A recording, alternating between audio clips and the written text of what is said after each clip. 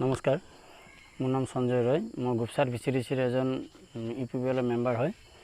মোৰ আজি এটা অভিযোগ পালোঁ, নিউজত পালোঁ। মোৰ কথাটো শুনা পাই বহুত দুখ লাগিল। মই আইতা এজনৰ ঘৰ বনাই দিছিলোঁ। তেখেতৰ ল'ৰা আছে, 4-5জনমান ল'ৰা আছে। কোনো নাচায়, আইতাজনে ভিক্ষা কৰি কৰি খায়। তো আইতাজনে মোক ঘৰটো বনাই দিয়াৰ কাৰণে মোক বহুত ৰিকুৱেষ্ট কৰিলে। আনকি তাহাঁতৰ যিকেইটা বোৱাৰী আছে, বোৱাৰীবিলাকেও কৈছে যে তয়ে বনাই দি, আমি বনাই দিব নোৱাৰিম। তো ল'ৰাবিলাকেও তেনেকৈ কৈছে। তাৰপিছত মই যি হিচাপত কৈছে, বুঢ়ীজনে যি হিচাপত কৈছে, মই সেই মানে আইতাজনে যি হিচাপত কৈছে, মই সেই হিচাপতে ঘৰটো বনাই দিছোঁ। তাত কোনো ক্ৰুটি ৰাখা নাই আৰু জোখ দিয়াৰ দিনা সিহঁতৰ বোৱাৰীবিলাক আছে, ল'ৰাবিলাকো আছে। সিহঁতে যেনেকৈ জোখ দিছে সেই জোখমতে মই কামখিনি কৰিছোঁ। আৰু মই পইচা পাতি যি মোৰ হাতত দিছে সেইমতে মই লেবাৰক হেণ্ডঅভাৰ কৰিছোঁ বা মাল আনিছোঁ, চব গমে পায়। ইয়াত মই যিখিনি পইচা আছিল সেইখিনি পইচা যিখিনি কাম হয় সেইখিনি সম্পূৰ্ণ কাম মই কৰি দিছোঁ। আৰু বাৰাণ্ডা এটা মই দিম বুলি ভাবিছিলোঁ ঘৰটোত, কিন্তু আইতাজনে ক'লে বাৰাণ্ডা নালাগে বাপা, মোৰ এইখিনিত এটা ঘৰ আছে, মই পাকঘৰটো আছে, এইটো মই নাভাঙোঁ, এইটোত মই ৰন্ধা বঢ়া কৰিব লাগে। তো মই বাৰাণ্ডাখিনি সেইকাৰণে মই বনাই দিব পৰা নাই। মই তথাপিও বনাই দিম বুলি মই স্বীকাৰ কৰিছোঁ।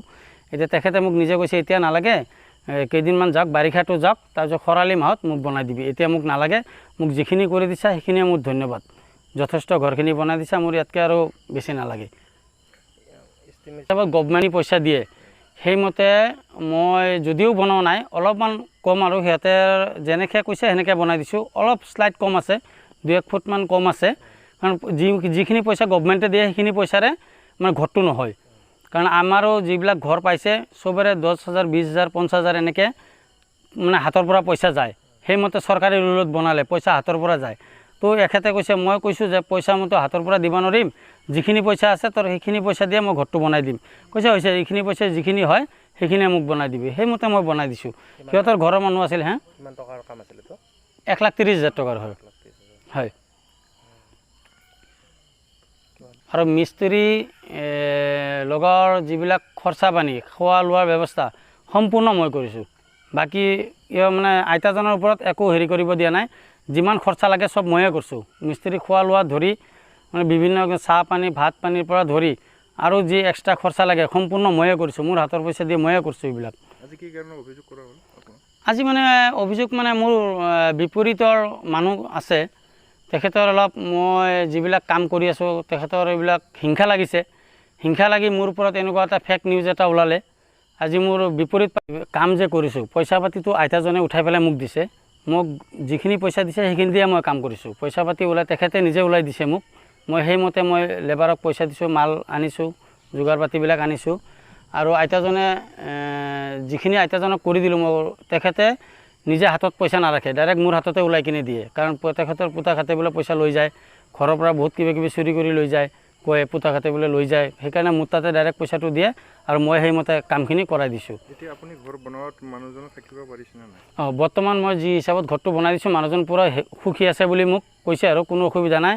লগতে স্থানীয় ৰাইজেও কৈছে বহুত ভাল কাম হৈছে বুলি, এইটো কোনো বেয়া বুলি কোৱা নাই। সকলোৱে কৈছে যিয়ে নহওক বুঢ়ী মানুহজনে এনেকৈ ঘৰটো বনাই দিছা, মানে বৰষুণৰ পানী নপৰা কৰি দিছা, খুব ভাল হৈছে। এসময়ততো বৰষুণৰ পানী পৰাত থকা আছিল, এতিয়া ভাল ঘৰ এটা বনাই দিছা, এইখিনিতে বহুত সন্তুষ্ট বুলি ৰাইজে মোক কৈছে।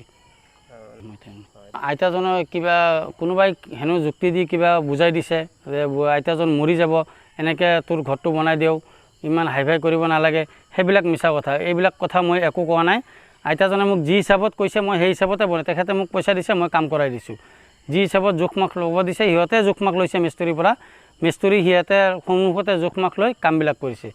কোনটো ভিচিডিচিৰ আণ্ডাৰত সেইটো কাম বৰ্তমান? গোপচাৰ ভিচিডিচিৰ আণ্ডাৰত এইটো কাম হৈছে। কিমান দিন হ'ল এইটো ঘৰত থকা? বেছি দিন হ'ল নাই, আগৰ বৃহস্পতিবাৰে ঘৰটো লৈছোঁ। মাজত এটা বৃহস্পতিবাৰে গ'ল, আগৰ বৃহস্পতিবাৰে। আগতে যিটো আছিল ঘৰ, পানী চানী পৰিছিল? কাঁচা ঘৰত আছে মান এনেই ঠকে এখন দি পেলাই সেনেকৈ ল'লোঁ। আজিকালি মানুহ খোৱালেও নাম নাই। ঘৰটো কোনে বনাইছে?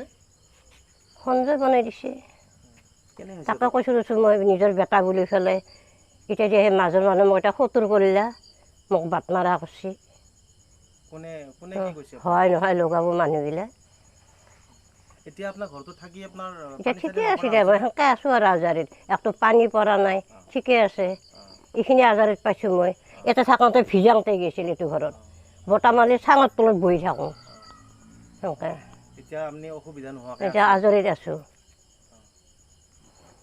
কি ক'ব আপুনি এতিয়া যে ঘৰটো যে বনাই দিলে আপুনি সঞ্জয় কি ক'ব এতিয়া আপুনি?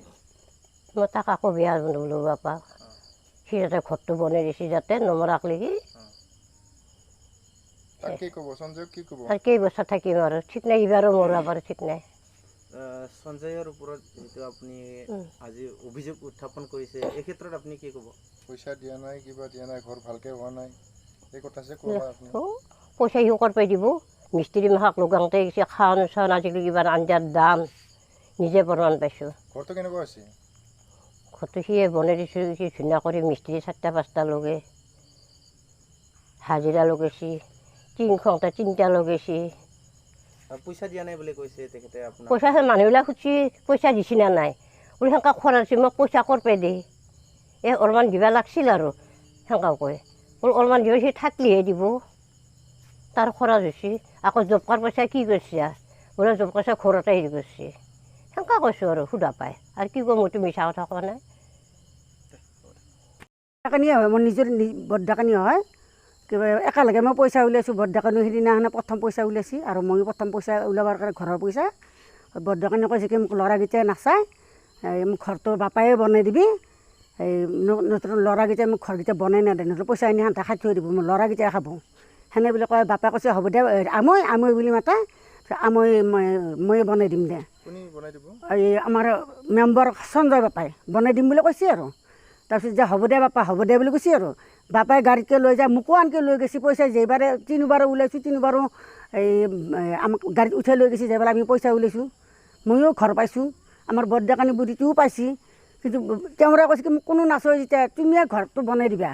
এওঁ বহুতখিনি কষ্ট কৰি পেলাই ঘৰটো বনাই দিছে, তেওঁ হাজিৰা লগাইছে, খাৱা খৰচা দিছে, গোটেইখিনি খৰচা কৰি তেওঁ ঘৰটো বনাই দিছে আৰু।